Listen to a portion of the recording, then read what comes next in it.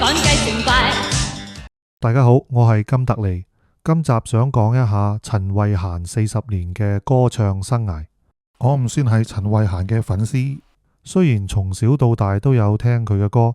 某日喺 YouTube 上睇到佢1986年喺 TVB 頒獎典禮上 live 演唱跳舞街之後，十分欣賞。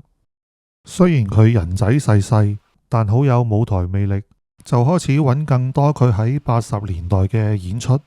越睇越好奇，開始探索呢40年佢係點樣一路走過嚟嘅。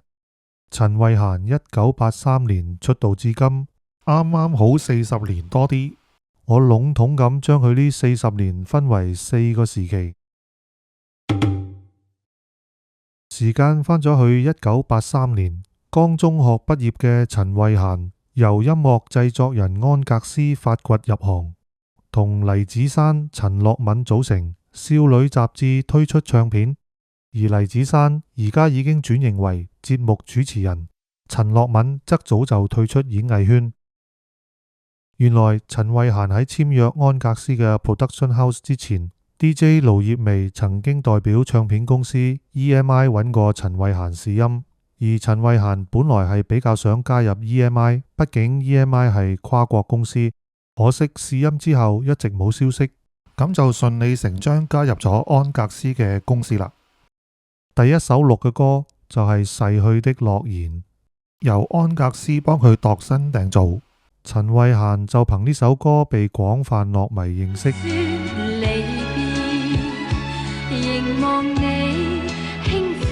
呢首歌亦都曾經改編成日語版《千年戀人》，當年去日本宣傳嗰陣時鬧出咗唔少笑話。第一次用日語唱 live 時，因為太緊張，將死記硬背嘅日語歌詞全部唔記得晒，亂唱一通之後要補錄先至能夠出街。但係現場觀眾都睇到呆咗。1984年第一張個人專輯《故事的感覺》推出，銷量勢如破竹，直逼當時嘅樂壇一姐梅艷芳。主打歌《玻璃窗的愛》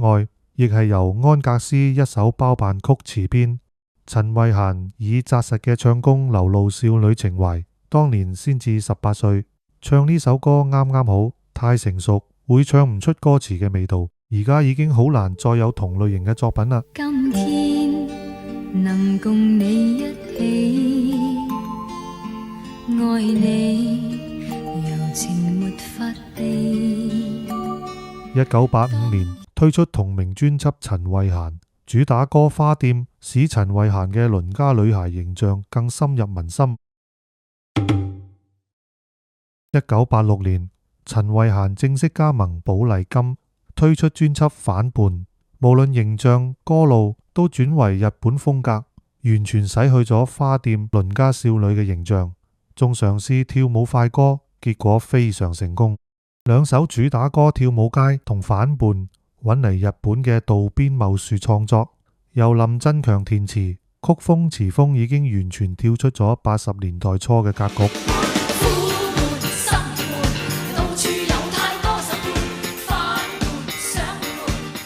跳舞街一炮而紅，好受市場歡迎。雖然同林志美嘅《勁之夜》撞歌，即係同旋律唔同歌詞，最後跳舞街成為經典，勁之夜就冇乜人識。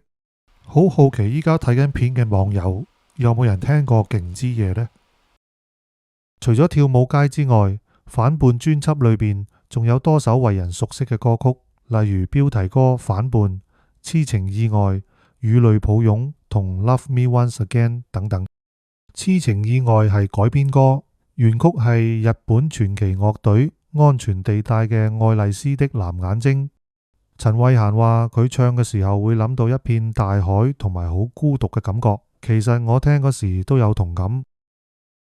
與淚抱擁都係每次演唱會必唱嘅經典，依家我哋喺唱片裏邊聽到嘅與淚抱擁，原來係陳慧嫻喺重感冒嘅情況下灌錄。本來病咗係唔應該繼續錄音嘅，但因為係電影歌曲，要配合電影上映日期，趕住要交貨，所以唯有夾硬試一試。結果監製話可以收貨，變成為我哋而家聽到嘅版本啦。各位聽 CD 嗰陣時，又聽唔聽得出係患緊重感冒嘅聲音呢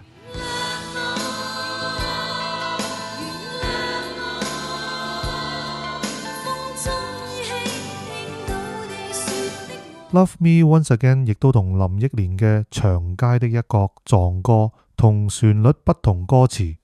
一般認為林振強填詞嘅《Love Me Once Again》勝過小美填詞嘅《長街的一角》，而直到今時今日，大概都冇乜人記得《長街的一角》呢首歌。陳慧嫻又型。講返轉頭，陳慧嫻同林憶蓮兩人差唔多同期出道，更係中學同學。喺80年代，兩人被視為競爭對手。被問到同林憶蓮嘅關係，陳慧嫻坦言彼此唔熟，尤其係當年年少時競爭好勝嘅心理，所以做唔到朋友。但係事隔多年之後嘅今日，千帆過盡，再冇同別人爭紅嘅心態。陳慧嫻心裏仲係當林憶蓮係朋友，好珍惜曾經係同班同學嘅緣分。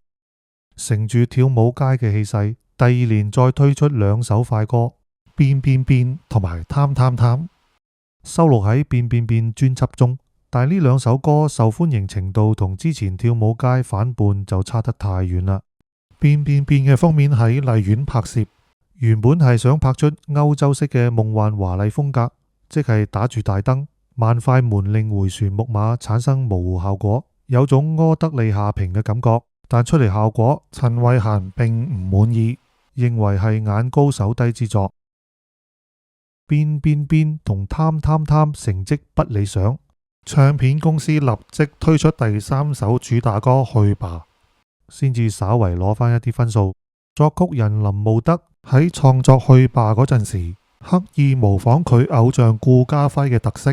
就係將最激昂嘅副歌部分放喺前奏，造成先聲奪人嘅效果。林慕德作呢首歌嗰陣時，咁啱做緊杜麗莎嘅監製，原本係想俾佢唱，但係杜麗莎認為去吧嘅曲風較為中式，唔適合佢西化嘅形象。林慕德唯有將去吧收埋落櫃桶底，後嚟推薦俾陳慧嫻嘅監製歐丁玉，歐丁玉好中意，最後就變成咗陳慧嫻經典之一。1988年推出閒情專輯，第一首主打歌係不住怨婦街，因為曲式同埋唱法都較為新穎前衛，市場接受唔到，唱片公司即刻推出另一首主打歌傻女去補救，結果唱片大賣。傻女改編自美國拉丁裔歌手 Maria Conchita Alonso 嘅 La Loca。 當初改編傻女之前，陳慧嫻問識得西班牙話嘅編曲盧東尼 La Loca 係咩意思，盧東尼就指住陳慧嫻話就係你咯傻女。陳慧嫻覺得傻女係最能夠代表自己嘅一首歌，但佢覺得當年駕馭唔到呢首歌，自覺唱得唔好，全靠後期混音與剪輯補救先至能夠出街，直到2014年重新編曲再錄一次佢先至滿意。另外，閒情專輯裏面收錄咗一首同張學友合唱嘅《一對寂寞的心》，牽涉到陳慧嫻同張學友之間嘅深刻友誼。呢部分下一集會再詳細講。同年年底，陳慧嫻再推出新專輯《秋色》，主打歌多達6首，一半以上曲目都廣為大眾所熟悉，但係頭兩首主打歌我就覺得好一般，分別係《地球大追蹤》同埋《Jolie Taxi》。《地球大追蹤》原作 Iki Iki， 連個歌名都怪怪地，交俾林敏聰填詞就啱晒 key 啦。《Jolie Taxi》曾經攞過唔少獎，但原來當年陳慧嫻唔中意呢首作品，覺得 Cha-Cha 風格好老土。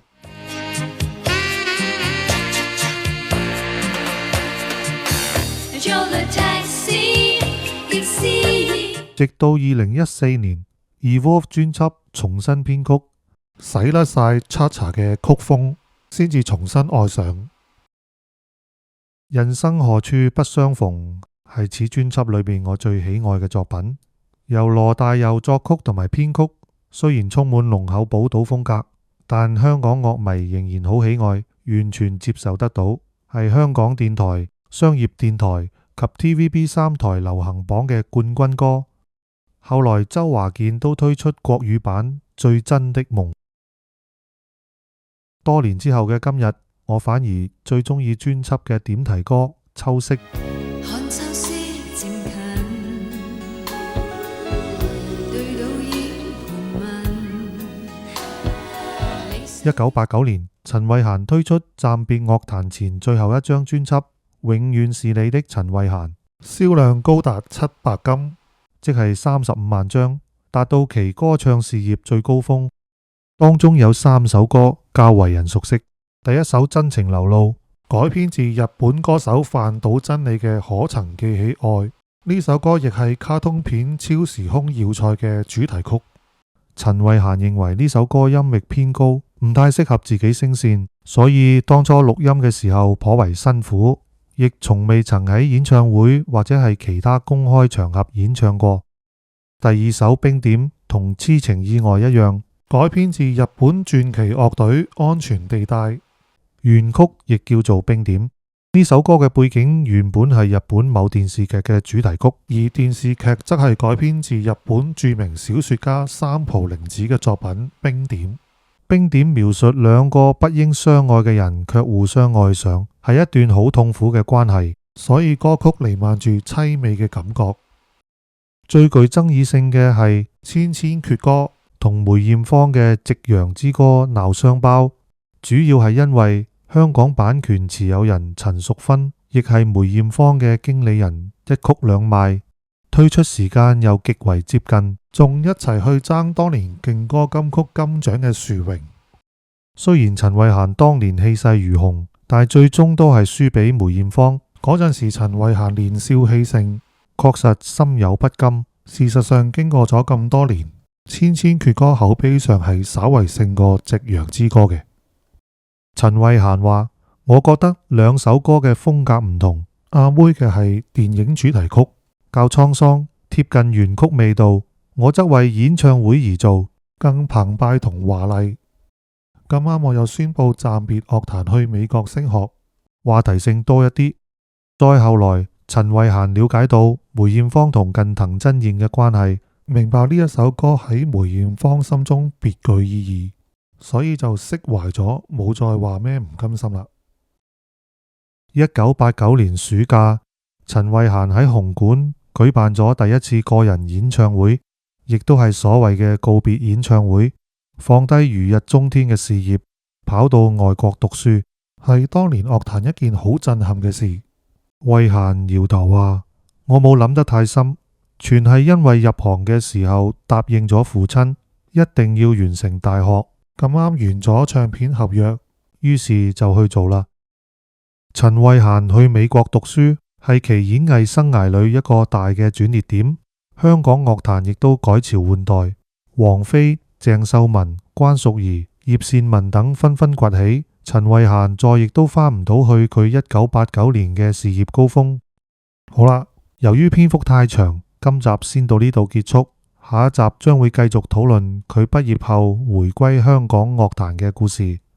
請大家繼續收睇，我哋下次再見。